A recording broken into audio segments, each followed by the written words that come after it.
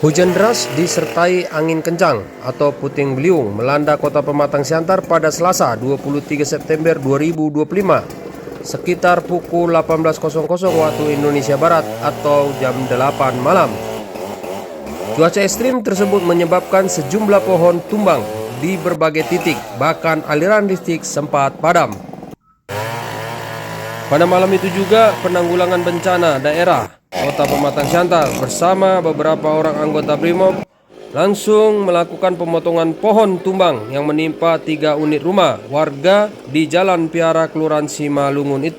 Adapun rumah yang terdampak adalah rumah Rahmat Shah umur 50 tahun, Poniam 83, Muhammad Mukli Jebua 50 tahun.